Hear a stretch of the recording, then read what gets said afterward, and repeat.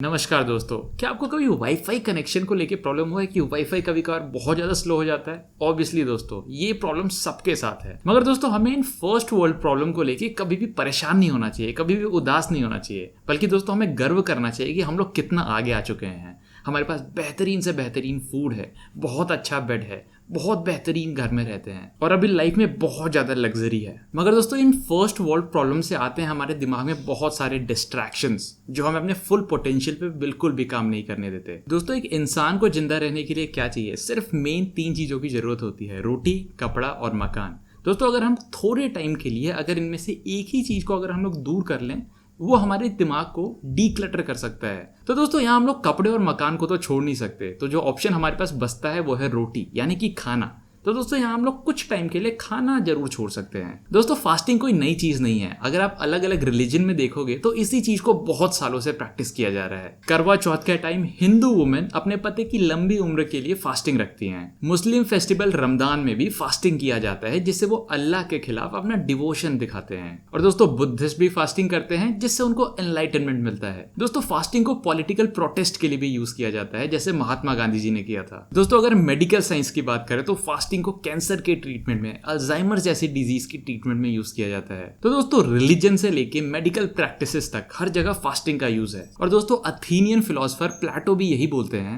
I fast for greater physical and mental efficiency. दोस्तों हमें TV में हमेशा से ये एडवर्टाइज किया जाता है और ये बताया जाता है कि दिन भर का सबसे इंपॉर्टेंट मील है ब्रेकफास्ट। मगर दोस्तों क्या आप विश्वास करोगे अगर मैं ये बोलूंगा कि ये सब कुछ झूठ है, ये सब कुछ प्रोडक्ट की एडवर्टाइजमेंट करने के तरीके हैं। दोस्तों आप क्या खाना खाते हो उससे कई ज्यादा इंपॉर्टेंट ये है कि आप कब खाना खाते हो। बहुत सारा न्यूट्रिशनल डेटा जो आप सुनते आ रहे हो या फिर पढ़ते आ रहे हो, वो बहुत सालों से आउटडेटेड पड़ा हुआ है। जैसे दोस्तों हमें बहुत पहले से बोला जा रहा है कि हमें दिन में कम से कम 3 से 4 बार खाना खाना चाहिए। तो दोस्तों आज की वीडियो में हम लोग यही देखेंगे कि हम लोग अपने करंट टाइम के हिसाब से खुद की बॉडी को कैसे ढाल सकते हैं, जो हमें हेल्दी रहने में और हमारी स्लो एजिंग में हमारी मदद कर सके। दोस्तों पहले हम लोग दिन भर में सिर्फ 3 बार खाना लेते थे, मगर उस समय हम लोग बीच में कुछ नहीं खाते थे।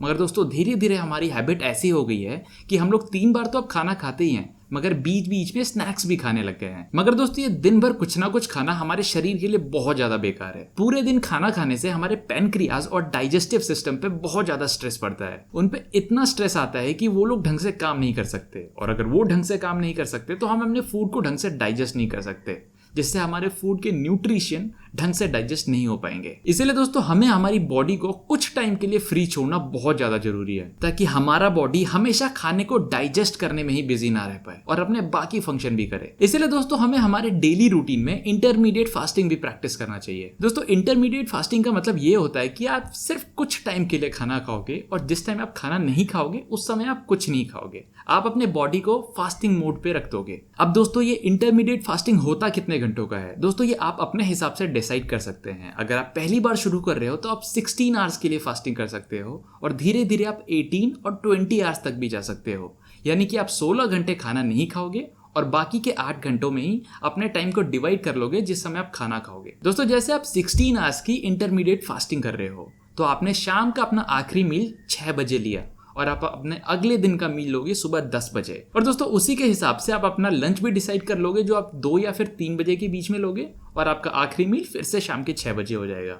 तो दोस्तों यहाँ आपने अपने 3 टाइम का खाना डिसाइड कर लिया, और आप 16 घंटे का इंटरमीडिएट फास्टिंग भी कर रहे हो। तो दोस्तों यहाँ चेंज ये आ रहा है कि आप सिर्फ 8 घंटे खाना खा रहे हो और अपने बॉडी को 16 घंटे उसका काम करने के लिए दे रहे हो, जिसमें दोस्तों आपका खाना भी डाइजेस्ट होगा और बॉडी अपने बाकी फंक्शन भी करेगा, बजाय कि हमेशा खाने को डाइजेस्ट करने में ही बिजी रहे। तो दोस्तों यहाँ आपका बॉडी सिर्फ 2 ही मोड में रहेगा, या तो आप खाना खाओगे या फिर आप फास्ट करोगे। यानी कि दोस्तों जब आप खाना खाओगे तो हमारा पैनक्रियाज इंसुलिन नाम का हार्मोन रिलीज करेगा, ताकि वो सेल्स में शुगर मूव कर सके और हमें एनर्जी प्रोवाइड कर सके। वहीं दोस्तों अगर आप इंटरमीडिएट फास्टिंग करते हो तो आपका पैनक्रियाज इंसुलिन जनरेट नहीं कर पाता, तो आपका बॉडी क्या करता है कि आपके जो फैट सेल्स होते हैं उनको डिस्ट्रॉय करता है और वहां से एनर्जी लेता है। दोस्तों इंटरमीडिएट फास्टिंग में आप अपना मॉर्निंग ब्रेकफास्ट थोड़ा बहुत स्किप कर देते हो या फिर उसको पीछे मूव कर देते हो, और दोस्तों इसी से ही आपका कैलोरिक इनटेक ऑलमोस्ट 20 to 40% कम हो जाता है। तो दोस्तों ये तो पता चल गया कि इंटरमीडिएट फास्टिंग से फैट लॉस अच्छा होता है। इसको छोड़ के और क्या बेनिफिट्स होते हैं? हमारी मेंटल क्लैरिटी इंक्रीज होती है, क्योंकि हमारा यहाँ इंसुलिन लेवल बहुत ज्यादा लो हो गया है। हमारे ग्रोथ हार्मोन्स इंक्रीज होते हैं, जिससे हमारा लीन लीन मसल मास होता है, हमारा ब्लड प्रेशर और कोलेस्ट्रॉल लेवल्स नॉर्मल होते हैं, और जैसे मैंने आपको पहले ही बताया कि कैंसर और अल्जाइमर जैसी डिजीज के होने के चांसेस भी बहुत ज्यादा कम हो जाते हैं। बट वहीं दोस्तों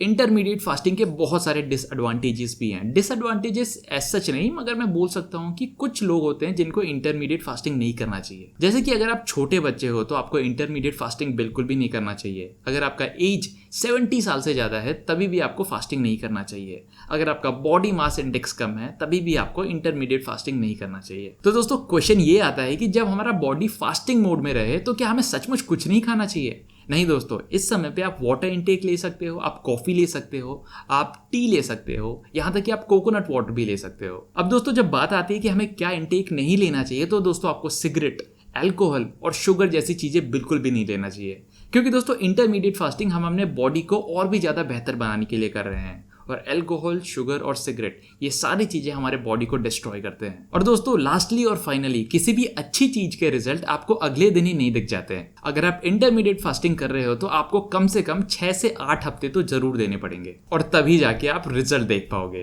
तो दोस्तों दैट्स इट, यही था आज के वीडियो में। अगर वीडियो पसंद आए तो उसे लाइक करना बिल्कुल भी मत भूलना। आप इस रेड बटन पे क्लिक करके चैनल को सब्सक्राइब भी कर सकते हो। दोस्तों चलिए इसी के साथ मैं मिलता हूँ आप सबको मेरे नेक्स्ट वीडियो में। तब तक आप सब अपना ख्याल रखिए। Bye bye, take care and stay curious.